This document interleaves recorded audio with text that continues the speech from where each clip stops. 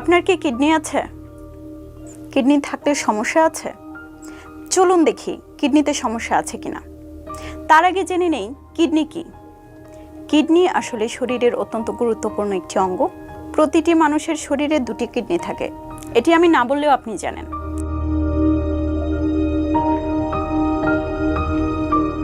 Kidney আসলে শরীরে যে রক্ত থাকে সেটি ফিল্টারিং করে মূত্র তৈরি করে। এছাড়া আমাদের শরীরে অতিরিক্ত পানি এবং বর্জ্য পদার্থ যেটি থাকে সেটি বের করে দেয় কিডনি।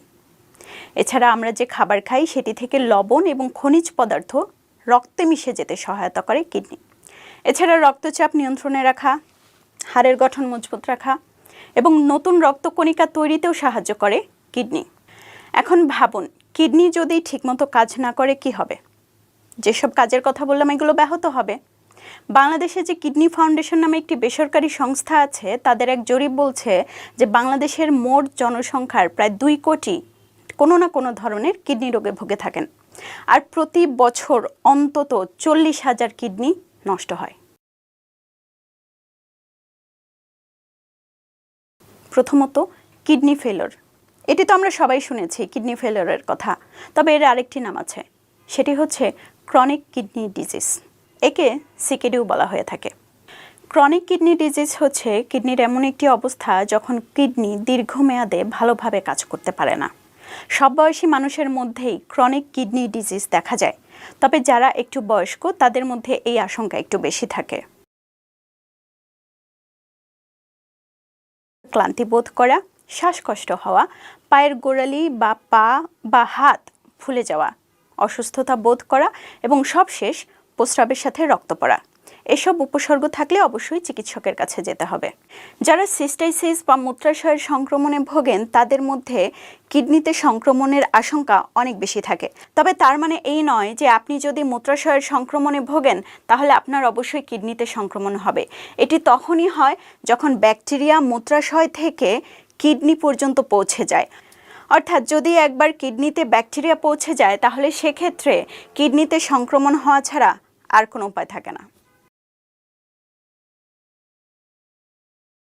জ্বর ভাব বা কাঁপুনি দিয়ে জ্বর আসা, অসুস্থতা বোধ করা, শরীরের পেছনের দিকে ব্যথা করা, ঘন ঘন প্রস্রাব হওয়া, প্রস্রাবে জ্বালাপোড়া বা দুর্গন্ধ হওয়া, এসব উপসর্গ যদি দেখা দেয় তাহলে দেরি না করে যত দ্রুত সম্ভব চিকিৎসকের পরামর্শ নিতে হবে। কিডনি শুনলেই প্রথমে যে রোগটির কথা মনে আসে সেটি মনে হয় কিডনিতে পাথর হওয়ার বিষয়টি। কিডনিতে পাথর আসলে যে কারোরই হতে পারে, তবে যাদের বয়স 30 থেকে 60 বছরের মাঝামাঝি তাদের এই রোগ হওয়ার সম্ভাবনা বেশি থাকে। কিডনিতে পাথর হওয়ার বিষয়টি আমাদের দেশে এত বেশি দেখা যায় যে প্রতি 10 জনের অন্তত একজনের মধ্যে কিডনিতে পাথর হওয়ার রোগটি থাকে। সাধারণত কিডনি বা মূত্রনালী, অর্থাৎ যে নালীটি মূত্রাশয়কে কিডনির সাথে যুক্ত করে, সেই মূত্রনালীতে পাথর হওয়ার আশঙ্কা বেশি থাকে। কিডনিতে যদি পাথর হয় তাহলে 3টি উপসর্গ অবশ্যই থাকবে।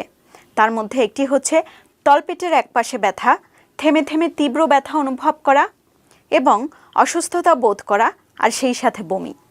এই লক্ষণগুলোর সাথে যদি শরীরের তাপমাত্রা বেশি হয়, কাঁপুনি দিয়ে জ্বর আসে বা প্রস্রাবের সাথে রক্ত পড়ে, তাহলে অবশ্যই চিকিৎসকের কাছে যেতে হবে। এবার জেনে নিব কিডনি ক্যান্সার। কিডনি ক্যান্সারকে রেনাল ক্যান্সারও বলা হয়।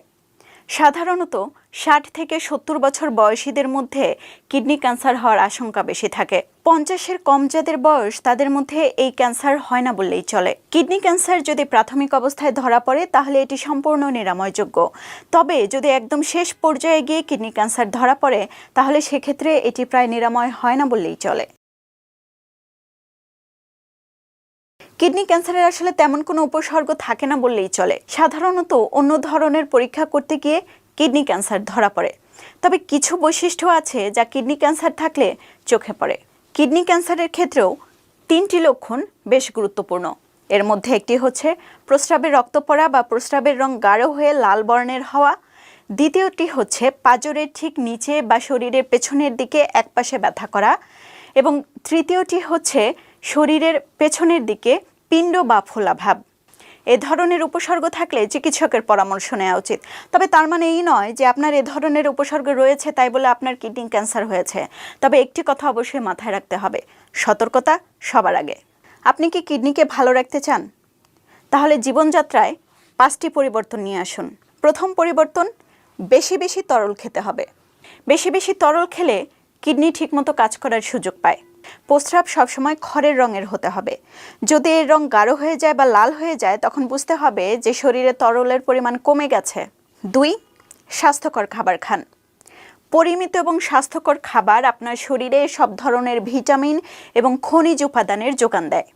অতিরিক্ত লবণ এবং চর্বিযুক্ত খাবার অবশ্যই এড়িয়ে চলতে হবে।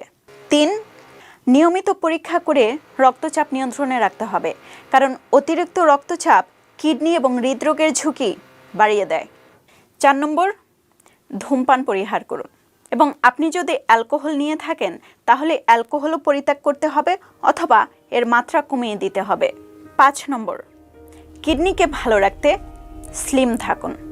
শরীরের অতিরিক্ত ওজন উচ্চ রক্তচাপের আশঙ্কা বাড়িয়ে দেয়, আর উচ্চ রক্তচাপ কিডনি রোগের ঝুঁকি বাড়ায়। তাই খাবার পরিমিত মাত্রায় খেয়ে এবং শরীর চর্চা করে শরীরের ওজন কম রাখুন, স্লিম থাকুন, কিডনিকেও ভালো রাখুন, আপনিও ভালো থাকুন।